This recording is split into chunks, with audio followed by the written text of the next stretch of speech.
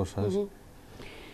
Tiempo ahora para conocer otra nueva propuesta. Venimos del debate de Baracaldo y seguimos hablando con un baracaldés que encabeza la lista a las Juntas Generales de Vizcaya por la circunscripción de Encartaciones y por el partido Irabasí. Él es Casimiro Castaño. Gabón, muy buenas noches, Casimiro. Gabón, buenas noches. La política no es algo nuevo para ti. De hecho, fuiste concejal en el Ayuntamiento de Baracaldo allá por hace unos cuantos años, ¿no? Casi 20 años. Casi 20 años. ¿Qué es lo que te ha animado a volver a la política activa? Es que yo nunca he dejado la política. O sea, quizás lo que dejas es, digamos, el mantener una presencia pública. Sí. Pero la política no lo he dejado nunca, puesto que siempre he estado ahí, activo, siempre he estado militando, participando. Es normal vernos en todo tipo de actos que haya, movilizaciones, etcétera. O sea, la política nunca la he dejado porque considero la política como una cosa absolutamente necesaria, y más en momentos como los actuales, que es un momento de crisis, donde la política y la política de izquierdas es más necesaria que nunca. ¿Militante de Izquierda Unida? Sí, militante de Izquierda Unida, Esquerra Anitza. Y ahora dentro de lo que es, yo lo llamo la plataforma Irabasí. Bueno, en realidad es una coalición, es una coalición electoral en la que está formada por varios partidos. Está, por ejemplo, ECUO, está Alternativa Republicana, está Esquerra Anitza, y hay muchas personas independientes, sin adscripción política, pero con esas ganas de trabajar y de hacer cosas por esta sociedad. ¿Y qué cambios plantearía Irabasí dentro de lo que serían las Juntas Generales de Vizcaya? Pues los cambios que nosotros vamos a proponer en esta próxima legislatura tienen mucho que ver con el modelo social. Hay un problema muy grave. Tanto Vizcaya como nuestra comarca hay mucho desempleo. El desempleo ya es de larga duración, hay muchas personas que han agotado las prestaciones, los colchones familiares también se han deteriorado muchísimo, de manera que la gente lo está pasando muy mal. Entonces nosotros lo que queremos que tiene que hacer la próxima Diputación, las próximas Juntas Generales, es dar un impulso a la protección social, dar un impulso al bienestar social, poner en el centro de la acción política a las personas y sus necesidades, especialmente a las personas que lo están pasando peor. Pero ¿y eso cómo se hace cuando no hay dinero? Bueno, es que la cuestión fundamental es que el dinero es el menor de los problemas, porque dinero se puede sacar. Hay. Pasa que se destina en otras partidas y a otros usos que nosotros no compartimos, pero dinero se puede conseguir. Claro, se puede conseguir a través de un combate eficaz contra el fraude fiscal y contra la economía sumergida, y una equiparación y progresividad en los impuestos. Estamos hablando de que solamente contra el fraude se podrían obtener en torno a 1.250 millones de euros al año. No somos idealistas y entendemos que eso no se va a conseguir el primer año, pero sí a medio plazo podemos, digamos, de alguna manera rescatar todo ese dinero y dedicarlo a la intervención social, a la protección social.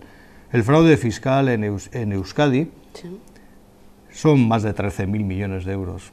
Para Vizcaya ponle la mitad aproximadamente. Y la equiparación y la progresividad fiscal también es otro pico.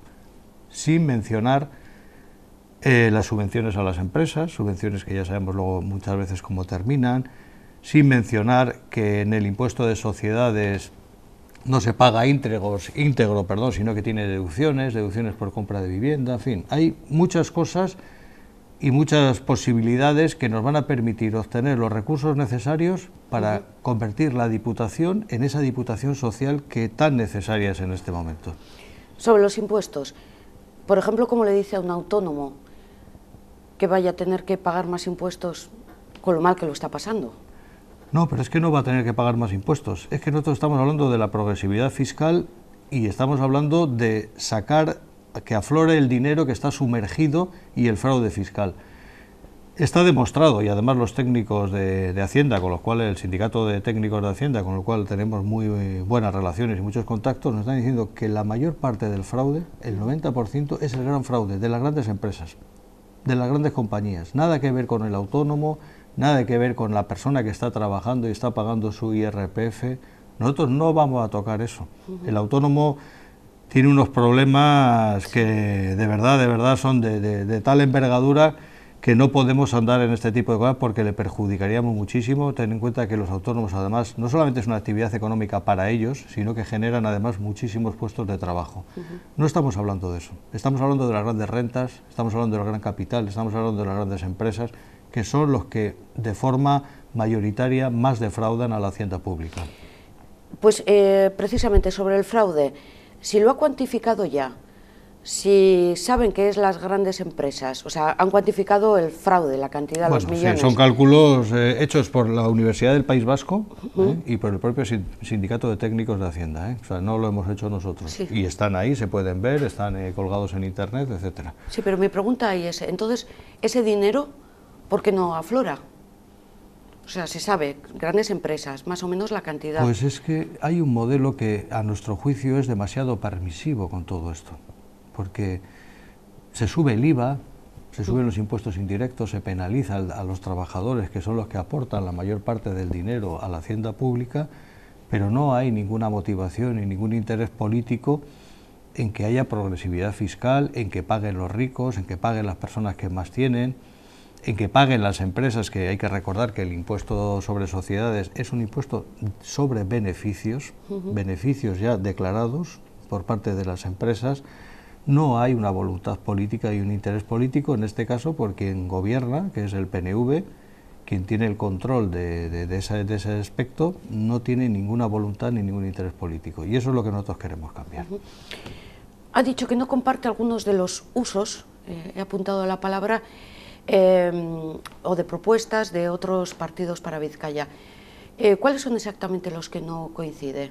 Esto venía en relación con una Vizcaya para las personas, con una Vizcaya social, que comentaba que entra en las prioridades de Irabasi. Bueno, pues básicamente, por resumirlo, sí, sí.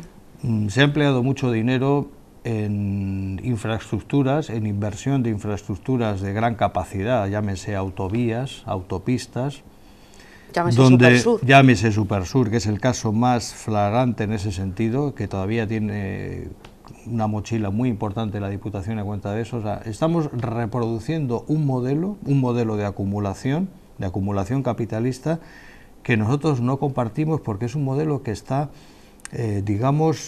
fracasado, que no ha sido capaz de atender a todas las necesidades de todos los sectores de la población. Le viene muy bien a los empresarios, le viene muy bien a ciertos perfiles de personas, pero para nada le viene bien al conjunto de la sociedad. Eso no lo compartimos. Como tampoco compartimos pues el modelo de protección social que hay en este momento. Creemos que se tiene que desarrollar el papel de la Diputación en aspectos como la promoción económica o el empleo, y ahí es donde nosotros queremos, digamos, poner el acento, desde una óptica de izquierdas, desde una óptica progresista. Y sin embargo, con la Supersur coincide en las críticas con un partido de derechas, como es el Partido Popular. Bueno, ellos sabrán. Desde luego nosotros lo tenemos muy claro. Ese tipo de infraestructuras no son necesarias. Nosotros lo que necesitamos desde la Diputación, que es quien tiene la competencia además en transporte, es fomentar el uso del transporte público. Crear, digamos, infraestructuras de carácter comarcal que lleguen a todos los pueblos, que lleguen a todos los municipios y que impidan o que no sean necesarios precisamente pues esos desplazamientos que muchas veces son absurdos, que no tienen ningún sentido. Sinceramente, creo que es muy coyuntural, muy de la bronca política que el Partido Popular no coincida con nosotros porque estamos en las antípodas en ese sentido en cuanto a modelos, pero bueno, ellos sabrán lo que tienen que hacer. Todo augura que además que Irabasi participe en la próxima legislatura allí en Juntas Generales. Me voy a poner el día 25. ¿Con qué pactaría? Pues nosotros lo haríamos como hemos hecho toda la vida, en base a programas. Lo primero Lo primero es el programa. Los pactos, esto me recuerda a Julio Anguita, Claro que sí, tenemos todavía como un cometa, ¿no?, que nos ilumina y su cola todavía sigue viéndose y viéndose, todavía sigue brillando y todavía nos sigue iluminando a los demás. Los pactos evidentemente tienen que ser sobre el programa, y además tienen que tener una perspectiva, digamos, de construcción de un frente de izquierdas, para que realmente tengamos capacidad para poder intervenir y para poder cambiar las cosas. ¿Qué diferencia hay entre Irabasí y Podemos? ¿No van juntos en estas elecciones? Es una pregunta dura, ¿eh? Una pregunta dura. ¿Qué diferencia hay entre Irabasí y Podemos? Está en la calle. Está en la calle. Pues hay muchas diferencias, a mi juicio. A ver, desde el punto de vista organizativo, el modelo es muy similar. Asambleas abiertas, máxima participación de las bases, máxima participación del conjunto de la ciudadanía, en eso coincidimos. Lo que pasa es que nosotros tenemos un programa, que además lo elaboramos, y hablo en el caso de Baracaldo, porque el caso de las Juntas Generales no lo conozco, no sé exactamente cómo se ha desarrollado, aunque entiendo que se ha desarrollado de la misma manera. Entonces, nosotros empezamos a trabajar el programa municipal 6 meses antes, aproximadamente. Lo colgamos todo a través de internet, pues en blogs, en páginas, la gente podía entrar, podía ver lo que íbamos elaborando, lo que íbamos haciendo, podía meterse, podía proponer cambios, ampliaciones, etcétera. Sin embargo, claro, el programa de Podemos pues era como un secreto, no se conocía, no era conocido, fue pasando el tiempo, hasta que descubres que realmente cuando defiendes un proyecto que quiere recoger votos de todos los caladeros posibles, al final tú lo que tienes que hacer es no pronunciarte en aquellos grandes temas, sobre todo aquellos que son más conflictivos, no dar una imagen demasiado fuerte o demasiado radical, y ellos han ido haciendo, y nosotros hemos dicho... ser claros. Exacto, bueno, dejémoslo como he expresado, porque tampoco vamos... Y nosotros desde el principio, porque es lo que venimos defendiendo de toda la vida, decimos, somos una organización de izquierdas, somos una organización de la izquierda transformadora, y lo que queremos es construir un frente de izquierdas que vaya más allá de los partidos políticos, uno a uno considerados, para crear un gran frente, un gran elemento de interacción donde los ciudadanos puedan venir, puedan participar, estar abiertos, hacer propuestas, etcétera. Esa es nuestra... digamos, nuestra intención en este proceso, que es un proceso de convergencia que, bueno, pues en Euskadi pues se llama Irabasí. Yo vería además otra diferencia, no sé si Casimiro Castaño coincide. Irabasí no es de grandes líderes, o sea, parte de la base de que todos son iguales. Quizás el partido de Podemos tiene ya sus líderes y todos los demás un poco quedan ahí. A modo de anécdota, te podré decir que el día de las elecciones europeas, que yo, como siempre, cada vez que hay una elección, pues me acerco a mi colegio para estar de apoderado ahí y estar todo el día. Para nosotros es un día muy largo y de mucho trabajo, muy intenso. Y cuando miro la mesa para ver si las papeletas están las nuestras, cada uno defiende, claro, lo suyo, me encuentro una papeleta con una fotografía. Yo no daba crédito, pensaba que era la fotografía de Pablo Iglesias, ¿no? Entonces, la forma que tenían de reconocer ese proyecto con una cara, a mí me pareció asombroso, pero verdaderamente asombroso. Esos proyectos personalistas no tienen cabida en una organización como la nuestra. Si te das cuenta, ni siquiera nosotros somos grandes oradores al uso, no tenemos un discurso incendiario, somos más reflexivos, de plantear, de exponer las cosas, de explicarlo. Eso a veces es más árido, cuesta más entenderlo, pero creemos que es la forma de explicarle a las personas de forma muy clara, o por lo menos de la forma más clara que nosotros podamos transmitirlo, porque luego lo van a tener por escrito y lo van a poder contrastar, cuál es nuestro proyecto, y no vender y vender cosas. Y si vendemos algo, le decimos, oye, hay que luchar, hay que organizarse, hay que pelear, hay que estar en la calle, hay que dar la batalla. Las instituciones son importantes porque en las instituciones se plantean, digamos, los grandes decretos, las grandes líneas que les van a condicionar su vida, y por lo tanto tenemos que hacer un trabajo doble. Tenemos que hacer un trabajo en las instituciones, desde luego, porque para eso nos han elegido, pero el trabajo central, fundamental, está en la calle, en la sociedad, con la gente, con los trabajadores. Pues explícame de esa forma, o sea, que dice Casimiro Castaño, ¿cuáles son las propuestas de Irabasí para la creación de empleo? Bueno, para la creación de empleo, mira, te voy a decir, lo primero, cuando una institución tan poderosa, tan potente como la Diputación habla del empleo, lo primero que tiene que hacer es dar ejemplo, eso en primer lugar. Entonces, creación de empleo directo, la Diputación tiene mucho margen. Empleo público. Empleo público. Es que para nosotros el empleo público es central en nuestra intervención política, porque luego tenemos todos los procesos de privatización de servicios que por ley tienen que prestar las instituciones, en este caso la Diputación, y ya hemos visto en qué ha terminado todo eso, en una gestión verdaderamente nefasta en algunos casos, en otros razonable, pero en muchos casos nefasta, donde incluso hemos tenido un servicio más caro que el que se podría prestar directamente, porque hasta el Tribunal de Cuentas ya nos da la razón en ese sentido, y además en los casos más graves pues se han dejado muchas deudas que luego hemos tenido que pagar entre todos los vizcaínos o entre los baracaldeses o los del municipio que sea. Entonces, en materia de empleo, empleo directo en primer lugar, a través de una mejora y una ampliación de los servicios. Ese es el compromiso primero que tiene que tener la Diputación como institución. Ahí no, nosotros no, en ese sentido no tenemos ninguna duda. Y luego intervención en la economía. Claro, ¿de qué manera puede la Diputación intervenir? Pues hay muchas formas, hay muchas formas. Pues nosotros proponemos, por ejemplo, que las subvenciones a las empresas, solamente subvenciones a aquellas empresas que se comprometan con la creación de empleo, o aquellas empresas que a través de la eliminación de horas extraordinarias generen empleo. Y cuando hablo de empleo no me refiero al empleo que hay ahora, de que de un puesto de trabajo lo troceamos y hacemos 3 y encima con contratos a veces que no llegan ni a la semana. Nosotros estamos hablando de empleo de calidad, de empleo estable, de empleo de lo que era el empleo hace 30 años, ni más ni menos. ¿Cualquier tiempo pasado fue mejor? No, pero en materia laboral a los hechos me remito. O sea, después de las continuas y reiterativas reformas laborales, más todo lo que todas las sucesivas crisis económicas, pues evidentemente se mira hacia atrás con una cierta nostalgia. Es que Casimiro Castaño además es sindicalista, ¿no? Comisiones Obreras. Comisiones Obreras, efectivamente, sí, sindicalista, sí. Imagínense, Casimiro, que estamos en una asamblea de estas de partido y acaba de decir empleo público.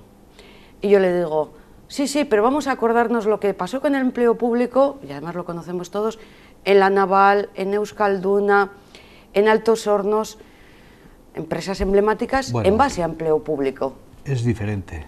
La Naval, la Balco, Altos Hornos, a lo que la General Eléctrica, a lo que tú haces mención, es que tendríamos que hablar de historia. Ya, tendríamos que hablar de historia, tendríamos que hablar de la transición política, pero también de la transición económica que vino después y que supuso no una transición económica como nosotros planteábamos, como seguimos planteando ahora, que es un cambio en el modelo productivo, sino que supuso la desertización industrial de nuestra provincia, de nuestra comarca fundamentalmente, que era donde estaba concentrado. Por lo mismo, por falta de voluntad política a la hora de defender eso. Yo incluso recuerdo, porque claro, son tantos años dedicados a la actividad política y al sindicalismo, como tú bien has dicho, pues recuerdo intervenciones de Felipe González, el expresidente del gobierno, diciendo que no iban a consentir cerrar ninguna fábrica sin tener al lado un puesto de trabajo alternativo. Y sin embargo, pues paradojas de la vida, ya había una operación diseñada y él fue el ariete, el que la abordó y el que empezó con la desindustrialización de nuestra comarca. Esa no es la forma de proceder, desde luego nosotros no actuaríamos en ningún caso de esa forma. Nosotros lo que estamos planteando es otro modelo en ese sentido, otra forma de intervenir, un cambio de modelo productivo que sería un cambio gradual, o participar como está pasando, por ejemplo, tú me hablabas de creación de empleo, yo te diría, mira, en Alemania, que es un país desde luego más potente y más poblado que el nuestro, por lo tanto, pero lo podríamos extrapolar en proporción a lo que somos. En Alemania, con el empleo verde, se han creado más de 200.000 puestos de trabajo. Bueno, pero Alemania también es ejemplo de microcontratos. Sí, pero es que son las paradojas y las contradicciones de cualquier sistema social, de cualquier Estado. Efectivamente, así es. Están los mini-jobs, hay millones de personas, millones de jóvenes que dependen de subvenciones públicas porque no tienen contratos en condiciones, pero sin embargo han sido capaces de desarrollar otras áreas de actividad económica, pues relacionadas con el medio ambiente, etcétera, y han creado miles cientos, 200.000, según la prensa, 200.000 puestos de trabajo creados de esa manera. Podríamos hacer eso aquí, podríamos intervenir, como nosotros vamos, de hecho lo estamos ya proponiendo, tenemos, digamos, unos cascos urbanos que ya tienen una cierta edad, estamos hablando de los años 50 y 60 fundamentalmente, sí. Por lo tanto tenemos unas viviendas que no son ni demasiado buenas ni demasiado eficientes energéticamente. Y podemos intervenir en ese aspecto, y estamos hablando que nosotros con el plan que proponemos de adaptación de esas viviendas, crear en torno a los 8.000 puestos de trabajo, a un coste de unos 40.000 euros por vivienda que se gastaría en las instituciones, pero que luego revertiría otra vez al conjunto de la comunidad vía IRPF de los trabajadores que están contratados, vía IVA, vía impuestos a las empresas. Por lo tanto, estaríamos otra vez dentro de ese modelo de economía circular que nosotros proponemos y que sería, pero muy beneficioso para el conjunto de la sociedad, y además intervendría en un sector como el de la construcción, que está muy maltrecho porque el estallido de la burbuja inmobiliaria todavía no lo han superado y el desempleo en ese sector es muy alto. Mucha mano de obra ahí. A modo de conclusión, ¿cómo vende en este último minuto la candidatura de Irabasi para las Juntas Generales de Vizcaya?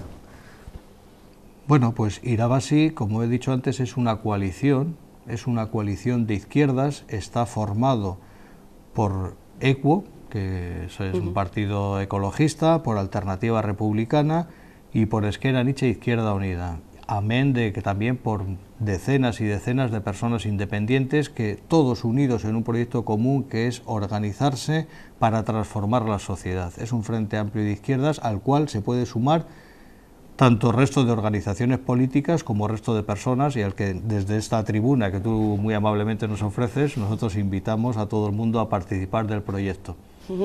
Gracias, Casimiro Castaño. Nosotros invitamos, tendremos tiempo durante estos próximos 4 años de debatir en esta misma mesa con otros grupos políticos todas las propuestas y el futuro de Vizcaya. Gracias, buenas noches. Gracias, Yolanda. Buenas noches. Nos despedimos también de todos ustedes. Mañana es viernes, último día de campaña electoral.